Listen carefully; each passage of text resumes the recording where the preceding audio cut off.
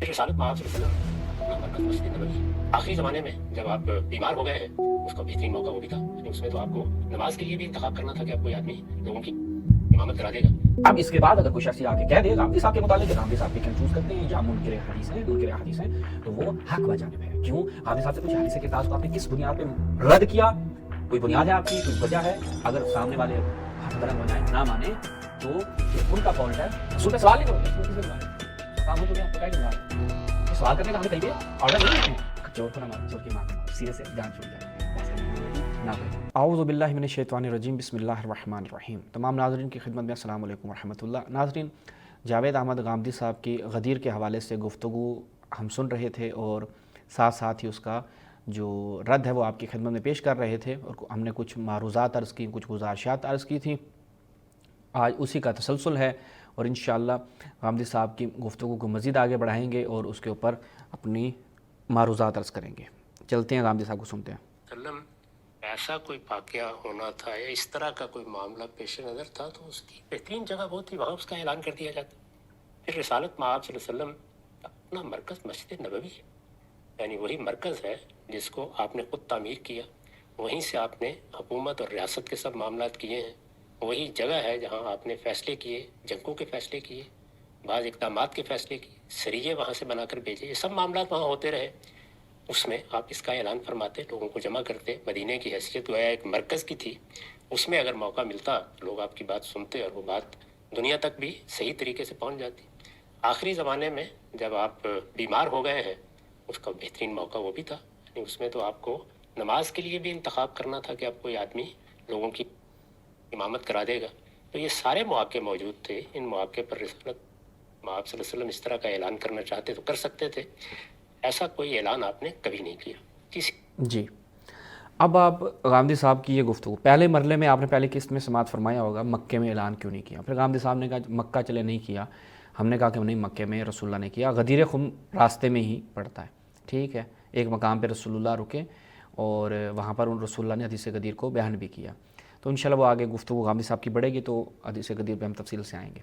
اب کہا کہ مدینہ میں اگر رسول اللہ صلی اللہ علیہ وسلم جہاں پر آپ نے تمام فیصلے کیے وہاں پر یہ فیصلہ بھی کر دیتے۔ پھر غامدی صاحب آگے بڑھے، کہا کہ جب آخری وقت آیا رسول اللہ بیمار تھے تو رسول اللہ نے نماز کے لیے بھی کہا۔ اور میں تمام ناظرین کو یاد کروانا چاہوں گا، اگر آپ نے ہماری غامدی صاحب کے احادیث کے منہج پہ گفتگو نہیں سنی تو وہ جا کے سماعت فرمائیے۔ تو ہم نے دکھایا کہ غامدی صاحب نے بخاری اور مسلم کی متفق علیہ روایات کا انکار کر دیا بغیر کسی دلیل کے، حدیث کرتاس بغیر کسی دلیل کے، صرف اس لیے چونکہ وہاں پہ تعویلات کرنا کہتے ہیں ممکن نہیں ہے، تو لہٰذا انہوں نے انکار کر دیا ان روایات کا۔ حدیث کرتاس کو غامدی صاحب نہیں مانتے، اور بڑے تعجب کی بات ہے حدیث کرتاس کو چھوڑ کر بیماری کے عالم میں جو واقعہ پیش آیا ان روایات کو چھوڑ کر اسی بخاری مسلم میں سے مرو ابا بکر کو مان لیتے ہیں۔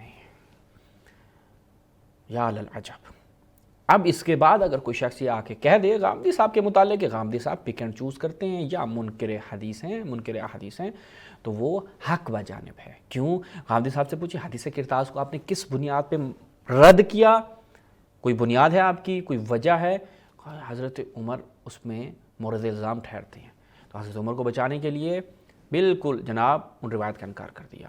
مرو ابا بکر فلیصلی بالناس کو لے لیا، کیوں؟ کیونکہ حضرت ابو بکر اس میں وہ کہتے ہیں کہ ہمارے نزدیک ایک خلافت کے اشارے ملتے ہیں، جبکہ اس میں بھی غامدی صاحب کے اپنے منہج کے مطابق کوئی خلافت کی بات نہیں ہے کہ رسول اللہ کا کسی کو نماز کے لیے کہنا یہ خلافت پر دلیل نہیں ہے، ٹھیک ہے۔ جہاں رسول اللہ، وہ انشاءاللہ آگے بڑھیں گے، وہ غامدی صاحب جب خلافت کو تھوڑا سا اس میں کلام کریں گے وہ میں وہیں پہ پھر عرض کروں گا، اب یہاں پر بیان نہیں کرتا۔ تو بس پہلی چیز یہ ہو گئی کہ رسول اللہ نے اپنے آخری وقت میں بھی یہی بات کی، جیسے ہی حدیث ثقلین وہاں پر بیان کر رہے ہیں کہ میں تمہارے درمیان دو چیزیں چھوڑ کر جا رہا ہوں، ان سے تمسک کرو گے تو کیا ہوگا، ان سے اگر تمسک کرو گے تو گمراہ نہیں ہوگے۔ بالکل اسی کلام کو رسول نے اپنے آخری وقت میں بھی بیان کیا۔ بھائی رسول کا کام اگر غامدی صاحب سے پوچھے ابلاغ ہے، کہا کہ اے رسول تم چاہ کر بھی ان کو ہدایت نہیں دے سکتے، ہم نے دینی ہے۔ رسول نے ابلاغ کرنا ہے، رسول نے ان کا ہاتھ پکڑ کے زبردستی نہیں کرنی، رسول ان کو بیان فرما رہے ہیں اور واضح، اور وہی جو بلغ ما انزل الیک من ربک، وہاں پہ بلغ ہے یعنی پہنچا دو۔ رسول نے پہنچایا، انہوں نے قبول نہیں کیا، رسول نے بلغ کی مخالفت نہیں کی، رسول نے فرمایا میں تمہیں ایک ایسی چیز لکھ کر دوں کہ جس کے بعد تم گمراہ نہ ہوگے. انہوں نے کہا ہمیں نہیں چاہیے. آیا یہاں پر بلغ کا اطلاق ہوتا ہے؟ یعنی تو ہوتا ہے. رسول نے تو پہنچایا، بتلایا، ان کو کہا. انہوں نے کہا کہ ہمیں نہیں مانتے. کیا ایسے میں رسول اللہ کی کوتاہی ہے یا ان کی کوتاہی ہے؟ رسول اللہ نے تو ان کو بتلایا، رد عمل بھی اپنا دکھایا. اگر سامنے والے ہٹ دھرم ہو جائیں، نہ مانیں، تو یہ ان کا فالٹ ہے، رسول کا فالٹ نہیں ہے. رسول نے اپنے ابلاغ میں اور بڑا واضح کر کے بیان کیا. جہاں پر قرآن مجید میں کئی مقامات پر بلاغ مبین آیا، تو واضح کر کے رسول نے فرمایا کہ ایک ایسی چیز لکھ کے دوں گا. یہ نہیں کہا کہ لاؤ میں کچھ لکھنا چاہتا ہوں. آگے بتایا کہ دیکھو وہ کوئی عام چیز نہیں ہے جو میں لکھنا چاہتا ہوں، میں ایسی چیز لکھ کے دوں گا کہ تم لوگ میرے بعد گمراہی سے بچ جاؤ گے. آخر رسول نے جو قید لگائی ہے وہ تاکید بتلاتی ہے اس نوشتے کی، اس نوشتے پر تاکید کرتی ہے، اس نوشتے کی اہمیت کو واضح کرتی ہے کہ وہ نوشتہ ایسا ہوگا جو تمہیں گمراہی سے بچائے گا. اب مجھے بتائیے کہ صحابہ نے یہاں پہ کیا رد عمل دیا؟ غامدی صاحب کہتے ہیں نہیں، حدیث آپ غامدی صاحب کی سائٹ پہ جائیں، حدیث کرتاس کے متعلق سوال جواب میں غامدی صاحب کی سائٹ پہ، اپنی سائٹ پہ انہوں نے جناب اس حدیث کا انکار کر دیا. چور کو نہ مارا، چور کی ماں کو مارا، سرے سے جان چھوٹ جائے، بحث کرنے کی ضرورت ہی نہ پڑے. کیوں؟ کیونکہ جب آپ حدیث کرتاس کو خود اگر ہم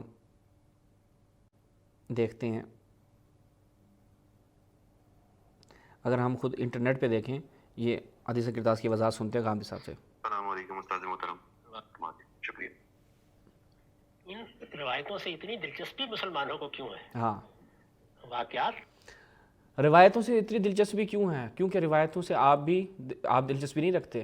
انہی روایات سے تو آپ اپنے مقدمے کھڑے کرتے ہیں. معاویہ کو مہدی روایات کی بنیاد پہ آپ نے ڈکلیئر کیا ہے، اس کی نشاندہی آپ نے روایات کی بنیاد پہ کی ہے. انہی روایات کی بنیاد پہ آپ نے ابوبکر کو مصلی پہ کھڑا کیا ہے، انہی روایات کی بنیاد پہ کیا. سقیفہ کیا قرآن میں آیا؟ سقیفہ بھی قرآن میں آیا ہے، اور انہی روایات، انہی واقعات کی بنیاد پہ آپ ابوبکر کو خلیفہ ڈکلیئر کر رہے ہیں. حامدی صاحب اب یہاں پر جب کرتاس کی بات آئے گی تو فوراً روایات سے ہو گئے. ابھی سنیں، میں نے توجہ دلائی. سنیے گا. السلام علیکم استاد محترم. وعلیکم السلام. کیسے استاد محترم پہ گراں گزرے گا؟ علی جا، آپ حدیث ثقلین اور حدیث غدیر کے حوالے سے آپ نے بہت تفصیلی وضاحت فرمائی تھی، تو گزارش ہے کہ حدیث کرتاس کے حوالے سے بھی وضاحت فرما دیں. شکریہ. ان روایتوں سے اتنی دلچسپی مسلمانوں کو کیوں ہے؟ واقعات تھے، ہو گئے. میں نے توجہ دلائی اس معاملے میں کہ جو چیزیں بھی ہوتی ہیں وہ جس وقت نقل ہوتی ہیں تو ان کو دیکھنے والے نقل کر رہے ہوتے ہیں. انہوں نے کتنی بات دیکھی، کیا پس منظر تھا، کس لب و لہجے میں کہی گئی. ابھی کل پرسوں کی بات ہے، کسی معاملے میں میں ایک صاحب کی بات سن رہا تھا تو میں نے ان سے کہا کہ بھائی یہ جملہ میں نے جب بولا ہے تو میں مسکرا رہا تھا، لیکن میں آپ کو مسکراہٹ دکھا نہیں سکتا ٹیلی فون پر. تو بعض اوقات الفاظ، اس وقت آپ کا لب و لہجہ کیا تھا، آپ تفنن طبع کی بات کر رہے تھے، اس میں بڑی غلط فہمیاں پیدا ہو جاتی ہیں. ان چیزوں کی بنیاد پر عقائد قائم کرنا، ان کی بنیاد پر دوسروں پر طعن و تشنیع کرنا، ان کی بنیاد پر مقدمات کے طریقے کے مطابق فیصلے دینا، میں اس کو بالکل غلط سمجھتا ہوں. میرے نزدیک ہمارے دین کے معاملے میں دو چیزیں ہوئی. یہ اور یہی چیز غامدی صاحب باقی جگہوں پر بیان نہیں کرتے، باقی جگہوں پر اس چیز کو مد نظر رکھتے. آپ کہتے ہیں ہم حدیث کرتاس پہ آ جائیں، آپ یہی چیز اپلائی کرتے ہیں بھائی حدیث کرتاس پہ آپ مقدمہ قائم نہ کریں، وہاں پر جذبات اظہارہ. ہم حدیث کرتاس کے الفاظ کو دیکھتے ہیں کہ رسول کیا ہے، رسول آخری وقت میں، ٹھیک ہے، اور صحابی رسول کہہ رہے ہیں کہ غلب علیہ الوجع، پتہ چل گیا کہ بیمار ہے، یہ سمجھ میں آ گیا، کنڈیشن کا پتہ میں چل گیا. اس کنڈیشن میں کہا کہ ایتونی بے کتاب و قلم، یا اس طرح سے بے کرتاس و قلم، کہ میرے پاس یا بے کتفن بھی الفاظ آئے ہیں، لے آؤ میں تاکہ لکھ کر دوں، یعنی کاغذ قلم لاؤ میں لکھ کر دوں. یہ بھی ہمیں سمجھ میں آئے گا غامدی صاحب، ہم انہی چیزوں کو لے کر چل رہے ہیں. اس کے بعد غامدی صاحب ہم نے آگے جب بڑھا تو دیکھا کہ صحابہ نے آپس میں اختلاف کر لیا، ہمیں سمجھ میں آ گیا وہاں پہ لڑائی جھگڑا ہو گیا. تو لڑائی جھگڑے میں کیا ہوتی ہے کنڈیشن، وہ آپ کو بھی پتہ ہے، مجھے بھی پتہ ہے. کوئی وہی یعنی وہ جو روایت ہے، وہ روایت اپنا لب و لہجہ، وہ روایت اپنے حالات، جذبات، احساسات سارے اندر سموئے ہوئے ہیں. اس کے بعد کیا ہوا؟ اس کے بعد ایک گروہ کہتا تھا لکھنے دو، دوسرا گروہ کہتا تھا نہ لکھنے دو. اب یہ سارا معاملہ ہو گیا، اینڈ میں ابن عباس صاحب نے اپنا رد عمل دیا ہے اور کہا کہ الرضیہ کل رضیہ، یہ مصیبت کتنی بڑی مصیبت تھی، ٹھیک ہے، کہ جو رسول اور کتابت کے درمیان حائل ہوئی. وہ کیا تھا؟ ان کا جھگڑا کرنا، ان کا اختلاف کرنا، اور اختلاف اور جھگڑے کی بنیاد کون بنا؟ ووٹا. یعنی اب روایت اپنے مفہوم میں ہر طرح سے لب و لہجہ اسلوب, انداز, ہر چیز, قوم و انی بھی آ گیا اس میں یہ بھی آ گیا کہ تم چلے جاؤ, میں اس حالت میں بہتر ہوں بنسبت اس حالت کے جس کی طرف تم مجھے لے کے جانا چاہتے ہو. سب کچھ واضح آیا. اب آپ کہیں کہ میں اس کے سخت مخالف ہوں, ٹھیک ہے, آپ کہیں کہ بعض جگہوں پہ فضائے صدور سمجھ میں نہیں آتی. ہم بھی کہتے ہیں تشیع میں بھی جب احادیث کو پرکھا جاتا ہے کہا فضائے صدور کو سمجھنا چاہیے, علت صدور کو سمجھنا چاہیے, ساری چیزیں دخالت رکھتی ہیں, ہم اس سے انکار نہیں کرتے, لیکن آئیں تطبیق دیتے ہیں ان چیزوں کو. آیا یہ چیزیں اس میں ملتی ہیں ان روایات میں, جو کرتاس کی ساری روایات کو جمع کریں, آیا یہ ساری چیزیں ہمیں پتہ چل رہی ہیں, تو بسم اللہ آگے چلیں. جت ہے قرآن اور سنت وہ سب اجماع و تواتر سے منتقل ہوئے ہیں, ان میں کوئی بحث ہی نہیں ہے. یہ تاریخ ہے تو تاریخی واقعات کو دیکھنا چاہیے. یہ واقعہ جب بھی میں پڑھتا ہوں تو مجھے تو کبھی ادنا درجے میں کوئی سوال سرے سے پیدا ہی نہیں ہوا, بچپن سے پیدا نہیں ہوا. یعنی ہمارے بزرگ ہوں, دوسرے لوگ ہوں, بعض اوقات تردد کر کے اس طرح کی بات کہتے ہیں, ہم بڑی محبت سے کہتے ہیں کہ ابا جان نہیں, کوئی ایسی پریشانی کی بات نہیں, انشاءاللہ سب معاملات ٹھیک ہوں گے. تو ایسی ہی صورت کوئی پیدا اگر ہوئی ہوگی کہ حضور نے کہا, آپ کے ابا اور رسول میں فرق ہے نا, رسول کے اوپر ذمہ داری ہے, اور اگر آپ کے ابا کے اوپر بھی ذمہ داری ہوگی نا, آپ کے ابا ایک ذمہ داری نبھانا چاہتے ہیں, تو آپ بھی کبھی نہیں کہیں گے کہ ابا آپ جو ہے وہ رہنے دیں, یہ ذمہ داری کو اتنی اہم نہیں ہے, ٹھیک ہے, ہم نے انتظام کر لیا. کیونکہ اب وہ جب ذمہ داری آپ کے والد کی تو آپ کے والد آئیں گے, اور اس وقت آپ کے والد صاحب جب آخری ٹائم میں آپ کو کچھ کہہ رہے ہوں گے نا, تو غامدی صاحب آپ ادھر بھاگ رہے ہوں گے ادھر بھاگ رہے ہوں گے, بھائی جیسے کیسے کر کے ابا کی آخری جو حالت ہے اس میں, اس کنڈیشن میں ابا کی بات کو مان لیا جائے. اور انسان کے لیے جو وصیت کے احکام آئے ہیں, جو نصیحت کے احکام ہیں, آخری وقت میں آئے ہیں. کس وجہ سے آئے ہیں؟ تاکہ وہ آخری وقت میں جو وصیت کر رہا ہے لوگ اس کو سنیں, لوگ اسے نا کہ چھوڑو وصیت کیا ہوتا ہے یار, آپ کے اوپر تکلیف ہے, وصیت کو چھوڑو. یعنی کوئی کامن سینس نہیں بنتی اس کی. آگے سنیں. ہوگا کہ مجھے ذرا کاغذ دو, میں ایک چیز لکھ دوں. تو اگر کسی دین کے عارف نے اس موقع پر یہ کہا کہ اطمینان رکھیے, یعنی آپ غالباً دین کے عارف نے, ٹھیک ہے, ویسے تو غامدی صاحب اپنی سائٹ پہ اس کا انکار کر چکے ہیں, میں آپ کو عرض کر چکا, اور میں نے غامدی صاحب کی سائٹ سے اس میں تفصیل سے دکھایا بھی ہے. اب یہاں پر چیک کر رہے ہیں دین کا عارف, بھائی دین کے عارف نے کہا میں لکھنا چاہتا ہوں, دین کا عارف رسول ہے وہاں پر غامدی صاحب, دین کا عارف وہ نہیں ہے جن کی سائڈ آپ لے رہے ہیں. الیاذ باللہ. آگے سنیں. بیماری یا تکلیف کی اس کیفیت میں یہ محسوس فرما رہے ہیں, آپ مطمئن رہیے. ہر آدمی یہ جانتا ہے کہ یہ واقعہ جب پیش آیا, جس طرح کے بیان کیا جاتا ہے, مجھے نہیں معلوم کہ پھر واقعہ کس طرح پیش آیا, لیکن جیسے مجھے نہیں معلوم, یعنی کیا مطلب ہے مجھے نہیں معلوم یہ کیسے واقعہ پیش آیا؟ غامدی صاحب یہ واقعہ بخاری اور مسلم کا واقعہ ہے, آپ کی مین ریسورسز کتاب کی کسی تاریخی تھرڈ کلاس کتاب کا نہیں ہے یہ واقعہ, یہ صحیح بخاری اور صحیح مسلم کا واقعہ جناب عالی. اور آپ کہتے ہیں مجھے نہیں معلوم, ابھی کہتے ہیں جب بھی میں نے پڑھا مجھے اس میں کوئی سوال, میرے لیے تردد لازم نہیں آیا اس میں. پھر آگے فوراً کہہ دیتے ہیں کہ نہیں معلوم یہ کیا, اصلاً بالکل کہہ رہے ہیں پتہ ہی نہیں اس میں کیا ہے. یعنی آپ خود دیکھیں غامدی صاحب کے اپنی گفتگو میں, جب انسان کے پاس کوئی اس کا رائے حل موجود نہیں ہوتا تو پھر وہ اسی طرح کی گفتگو مسترب گفتگو کرتا ہے. کیا جاتا ہے. اس کے بعد حضور 3-4 دن باقاعدہ حیات رہے, سب معاملات ہوتے رہے, تو اگر آپ چاہتے تو جو چاہتے لکھوا دیتے. اور رسول اللہ اسی بیماری کے عالم میں اس دنیا سے گئی ہیں, رسول اللہ تب بھی بیمار رہے ہیں, حتیٰ اتنے کہ جب وہ بکر کو نماز کا کہا تو رسول اللہ جب خود تشریف لے کے آنا چاہ رہے تھے تو 2 افراد نے ان کو اٹھایا, لے کے آئے. حضرت عائشہ کی روایت ہے, صحیح بخاری مسلم کی روایت ہے. تو رسول اللہ تو اسی بیماری میں رہے تھے جس بیماری کو سبب بنا کر رسول اللہ کو لکھنے سے منع کیا. آپ کہتے ہیں 3-4 دن بھی تو رہے تھے تو اس میں لکھ دیتے. رسول اللہ تندرست ہو گئے تھے بالکل, سوال ہے, رسول اللہ بالکل تندرست ہو گئے تھے, 3-4 دن میں لکھ دیتے. کہ رسول اللہ کو جو اس وقت نہیں لکھنے دیا کس وجہ سے؟ کہ بیمار ہے, بیماری کا غلبہ ہے. اس کے بعد بیماری کا غلبہ ختم ہو گیا تھا؟ نہیں. سینس بنتی اس بات کی نہیں بنتی. پھر یہ کہ لکھوانا کیا تھا, قرآن کا حرف لکھوا دیا گیا, سنت جاری کر دی گئی, اور قرآن میں یہ قاعدہ بھی ثبت ہو گیا کہ میرے, یہ تو رسول پہ اعتراض ہے نا بھائی. رسول اللہ جب سب کر دیا تو یہ کیا ہے, یہ کیا باتیں کر رہے ہیں آپ, لکھوانا کیا ہے؟ رسول کہہ رہے ہیں میں لکھنا چاہ رہا ہوں. ہمیں کیا ہوگا رسول کی اطاعت کرنے کا یا رسول پہ سوال اٹھانے کا؟ ہمارا یعنی جب اللہ کا رسول تمہیں پکارے, آمن استجیبو, قرآن مجید کیا کہتا ہے؟ اے ایمان والو, یا ایھا الذین آمنوا استجیبو, کہ تم لوگ کیا کرو, رسول کی بات پر لبیک کہو, رسول پہ سوال نہیں کرو. یا رسول اللہ کس لیے بلا رہے ہو, اس کا کام ہو تو گیا, پھر کاہے کو بلا رہے ہو؟ یہ سوال کرنے کا ہمیں کہیں پہ آرڈر نہیں ہے. تعجب ہے, واقعاً تعجب ہے, واقعاً تعجب ہے.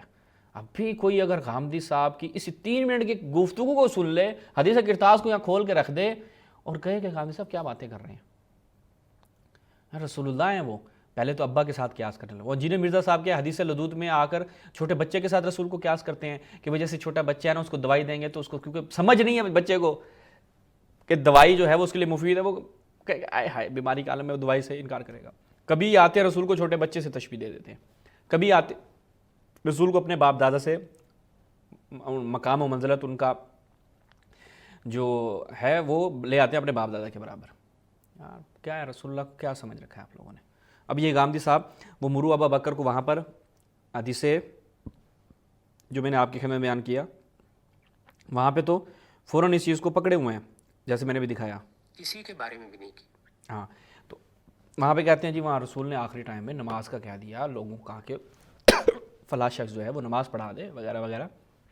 یہاں پہ تو ایسا کوئی مرلہ نہیں ہے, کہہ دینا چاہیے تھا. آگے سنیں. یعنی اپنا کوئی رجحان واضح کیا ہو, کوئی اشارہ کر دیا ہو, کوئی اس طرح کی چیز ہو تو اس رجحان اشارہ کیا ہوتا ہے مجھے غامدی صاحب بتائیں. رجحان رسول آخری وقت میں اتنی بیماری کی شدت میں واضح کہہ رہے ہیں, اشارہ بھی نہیں کر رہے, رجحان بھی بتا رہے ہیں اور کہہ بھی رہی ہیں میں نے نہیں ماننا. وہ دین کا عارف جو تھا نا آپ کا حضرت عمر, جس کو دین کا عارف آپ نے کہا, رسول کو دین کا عارف کہہ لیتے مسئلہ حل ہو جانا تھا. اس سے زائد کوئی چیز آپ نے کبھی نہیں کی. کیوں نہیں کی؟ اس کی وجہ یہ ہے کہ اللہ تعالیٰ یہی سنت قائم کرنا چاہتے تھے کہ مسلمانوں کے باہمی معاملات ان کی رائے سے فیصل ہو کریں. اس پر ہم مختلف موقعوں پر بہت تفصیل سے گفتگو کر چکے ہیں. ابھی اعتراضات سیریز میں بھی اس کے مختلف پہلو زیر بحث ہیں. رسالت پاک صلی اللہ علیہ وسلم کے بعد مسلمانوں کو اجتماعی معاملات میں کیا ہدایت دی گئی. قرآن مجید ہمارے لیے ہدایت کی آخری کتاب ہے. اس میں یہ بتا دیا گیا ہے کہ امرہم شورا بینہم, مسلمانوں کے تمام اجتماعی معاملات میں لوگوں کی رائے سے فیصلہ ہو جائے گا. ریاست, حکومت, اس سے نیچے کے معاملات, مسلمانوں کے کمیونٹی کے معاملات, معاشرے کے معاملات, ان کی مجالس کے معاملات, جہاں کہیں بھی نظم اجتماعی کے بارے میں کوئی ہدایت دی گئی ہے وہاں اللہ تعالیٰ کی ہدایت قرآن مجید میں انہی الفاظ میں بیان کر دی گئی ہے کہ امرہم شورا بینہم, یعنی تمہارے اس طرح کے سب معاملات کے فیصلے باہمی مشورے سے, باہمی رائے سے ہوں گے. جب یہ اصول موجود ہے تو ظاہر ہے اس اصول کے مطابق مسلمانوں کو موقع ملنا چاہیے کہ وہ رسالت مآب صلی اللہ علیہ وسلم کے بعد حکمرانی میں جانشین منتخب کرنے کے لیے. رسالت کی جانشینی کا تو کوئی سوال نہیں تھا, رسالت بھی ختم ہو گئی, نبوت بھی ختم ہو گئی, لیکن رسالت مآب صلی اللہ علیہ وسلم حکمران کی حیثیت سے بھی ذمہ داریاں انجام دے رہے تھے. مسلمانوں کا جو اجتماعی نظم تھا اس کی ذمہ داری بھی آپ کے پاس تھی, اس میں آپ کا کسی جانشین کا انتخاب ناگزیر تھا. تو اس معاملے میں اگر پورے اہتمام کے ساتھ کوئی فیصلہ آپ ہی کرنا تھا تو کر دیتے. پھر ہمیں معلوم ہے کہ آپ نے بعض چیزوں میں توجہ بھی دلائی. مثلا یہ بتایا کہ یہ فیصلے کس اصول پر ہونے چاہیے. یہ بتایا کہ اس وقت جو مختلف جماعتیں موجود ہیں, جیسے انصار ہیں, جیسے مہاجرین ہیں, تو اس میں اگر تم فیصلہ کرو گے تو کس جماعت کو اس اصول کی روح سے, یعنی امرہم شورا بینہم کے اصول کی روح سے ترجیح دینی چاہیے. یہ باتیں آپ نے کی اور انصار کو اس کے بارے میں نصیحت بھی کی. میں نے وہ سب چیزیں اپنی کتاب برہان میں امرہم شورا بینہم کے تحت جو کچھ لکھا ہے اس میں جمع کر دی. بتا دیا ہے کہ رسالت مآب صلی اللہ علیہ وسلم نے کیا ہدایات تھی. یہ بتا دیا ہے کہ انہی کا حوالہ دے کر سقیفہ بنی ساعدہ میں سیدنا صدیق نے فیصلہ کرایا. یہ سب چیزیں معروف ہیں. اب ہم غامدی صاحب کی ہیں سقیفہ میں اسی کا حوالہ دے کر, اب سقیفہ میں جو مسئلہ ہوا سقیفہ سے پہلے تو مسجد میں ہو گیا. اب ہم اسی شورا امرہم شورا بینہم کو غامدی صاحب لے لیتے ہیں. یہ آیت محکم آیت ہے, آپ کو بھی سمجھ میں آئی, مجھے بھی سمجھ میں آئی کہ مسلمانوں کے باہمی امور مشورت سے چلیں گے. اور اس میں مسلمانوں کے باہمی امور میں آپ نے کہا خلافت بھی آتی ہے. کس کی خلافت؟ رسول اللہ کے بعد جانشینی کا مسئلہ. کس کی؟ رسول اللہ کی جانشینی کا مسئلہ. دنیاوی امور میں, اس میں دینی امور بھی شامل ہیں. دینی امور, دنیاوی امور, وہ آپ کی رہنمائی, وہ حاکم کرے گا, حدود الہی کا اجرا کرے گا. اس کے لیے اب ایک بندہ نومینیٹ کرنا ہے. اب وہ نومینیشن جو ہے وہ کیسے ہوگی؟ مشورت سے ہوگی. جب ہم نے دیکھا نومینیشن جو ہے وہ مشورت سے انجام پا رہی ہے تو مشورہ کہاں پہ ہوا ہے؟ کہتے ہیں کہ بخاری کہتی ہے کانت بیعت ابی بکر فلتا, وہ ایک ناگہانی امر تھا. نہیں کہا کہ امرہم شورا بینہم والا امر تھا, خود نہیں, صحابہ یہ اقرار نہیں کر رہے. اب ہم چلتے ہیں تاریخی اسی پورے سینیریو کو آپ کے سامنے بھی رکھ دیتے ہیں. کیا ہوا؟ رسول اللہ اس دنیا سے گئے, حضرت ابو بکر مسجد میں آ کر خطبہ دیتے ہیں. حضرت عمر کہتے ہیں آؤ اس ابو بکر کی بیعت کرو. نہیں کہا مسلمانوں جمع ہو جاؤ, دیکھیں رسول اللہ نے ہمارے لیے ایک پورا نظام دیا اور قرآن مجید نے کہا کہ امرہم شورا بینہم, تو لہٰذا اب ہم مشورت کرتے ہیں کہ کس کو بنایا جائے. عمر نے فیصلہ سنایا کہ آؤ لوگوں ابو بکر کی بیعت کرو. کیوں عمر نے یہ فیصلہ سنایا؟ کہاں مشورہ ہوا؟ وہ ہمیں مشورہ دیکھنا ہے, وہ ہمیں مشورہ دیکھنا ہے کہ ہمیں پتہ چل جائے. پھر ہم نے کہا کہ چلے ہم مشورہ دیکھنے کے لیے آگے بڑھتے ہیں. ہم نے دیکھا کہ حضرت عمر جو ہیں وہ جب انصار نے مخالفت کی تو صحابی رسول جو سعد بن عبادہ ہے کہا کہ اللہ اس کو قتل کرے. نہیں کہا کہ اے سعد بن عبادہ اللہ تعالیٰ نے قرآن مجید میں کہا ہے کہ امرہم شورا بینہم، مشورت سے یہ کام کرنا ہے، تو تم لوگوں نے سقیفہ میں اپنا کٹ کیوں کیا؟ خود انصار اپنا ایک علیحدہ سے کٹ کر کے بیٹھ گئے. کہاں پر؟ سقیفہ میں. مہاجرین کو دعوت ہی نہیں، وہ تو پتہ چل گیا ان کو، وہ آ گئے ایک دم سے، انہوں نے چھاپا مار دیا. خود اہل البیت کہاں ہیں؟ امیر المؤمنین حضرت عباس اور یہ دیگر افراد کہیں پر بھی ہمیں سینیریو میں نظر نہیں آتے. تو امرہم شورا بینہم یہاں پر کیسے اپلائی ہوتا ہے ہمیں کوئی آ کر سمجھا دے. عمر کی طرح یہ بھی میں بہت میں نے یعنی کم کر دیا، چونکہ میں کئی مقامات پہ جیسے غامدی صاحب نے کہا نا بڑی تفصیل سے گفتگو کر سکے، ہم بھی کئی مقامات میں بڑی تفصیل سے گفتگو کر چکے ہیں. ابھی میں اس کو کلوز کر دیتا ہوں. پھر آخر میں ایک چیز عرض کرتا ہوں، عمر کیسے بنتا ہے؟ عمر شورا سے بنتا ہے. یہ غامدی صاحب آ جائیں ہمیں پوری تاریخ سے آگے ثابت کر دیں، پوری تاریخ لے آئیں کہ بھئی یہ عمر بن گیا کس سے؟ مشورہ کیا. حضرت ابوبکر نے سب کو بلا لیا اور مشورہ کیا، کہا کہ بھئی جتنے بھی صحابہ مہاجرین و انصار جن کی دین میں خدمات ہیں وہ آئیں مجھے مشورہ دیں کس کو بنانا چاہیے. یہ کس کو بنانا چاہیے؟ حضرت ابوبکر نے اگر کسی مقام پہ کہا ہو تو بسم اللہ آ کے آپ ہمیں دکھا دیں. اب آپ کہیں کہ نہیں دیکھیں جب انہوں نے کسی کو نومینیٹ کیا تو اس پہ کسی نے اعتراض نہیں کیا. میں سر یہ آپ کا اور میرا جو اختلاف ہے وہ یہ ہو رہا ہے بنانے میں. آپ کا اور میرا جو ابھی اس وقت اختلاف ہے وہ ہے کہ بنایا کیسے جائے، قرآن کی اس آیت کے مطابق بنایا جائے یا مرضی سے بنایا جائے. کہا مرضی سے بنایا جائے. تو پھر وہ قرآن کی آیت آپ نے بطور استدلال کیوں پیش کی؟ جب آپ نے بنا دیا اسی کو علماء اہل سنت نے نام دے دیا استخلاف کا کہ اس کے ذریعے بھی خلیفہ بن سکتا ہے. اگر امرہم شورا بینہم ہوتا آپ کی غامدی صاحب تمام کلامی کتابوں میں خلافت کا ایک اصول ہونا تھا امرہم شورا بینہم. آپ مجھے دکھائیں کہ یہ اصول آپ کی کلامی کتابوں میں کدھر ہے. پھر آپ حضرت علی کی طرف آ جائیں، امرہم شورا بینہم کے تحت حضرت علی خلیفہ بنے یا نہیں بنے؟ آپ بولیں گے بنے تو بسم اللہ. پس پر یہ آیت کی مخالفت کرنے والے طلحہ زبیر عائشہ کو کیا معاویہ امراض کا کیا بنے گا؟ وہ آپ نے بتانا کہ جو قرآن مجید کی آیات کی مخالفت کرے. کیا قرآن مجید کی اس محکم آیت کے خلاف تو اجتہاد بھی نہیں ہو سکتا. اگر آپ کہیں امرہم شورا بینہم کے تحت خلیفہ نہیں بنے تو پس وہ اللہ تعالیٰ نے آپ جو کہا نا کہ اللہ تعالیٰ نے جو حکم دیا، رسول اللہ نے جو واضح بتایا، ایک روڈ میپ دیا، اس کو فالو صحابہ نے اور حضرت علی نے نہیں کیا. دونوں صورتوں میں مسائل ہیں، دونوں صورتوں میں مسائل ہیں. تو لہٰذا ہم اسی پہ اکتفا کرتے ہیں. غامدی صاحب کی یہاں تک ہم نے گفتگو رکھی. انشاءاللہ اس کو آگے مزید اقساط بھی آپ اس کی دیکھیں گے. نہایت تفصیل سے ہم غامدی صاحب کا حدیث غدیر کے مسئلے پر رد آپ کے سامنے کریں گے. اسے بھی ہم اجازت چاہتے ہیں. اپنی دعاؤں میں خصوصی مجھے اور ابو عماد بھائی کے لیے ضرور فاتحہ پڑھ دیجیے گا. دعاؤں میں یاد رکھیے گا. السلام علیکم ورحمۃ اللہ. یا علی مدد.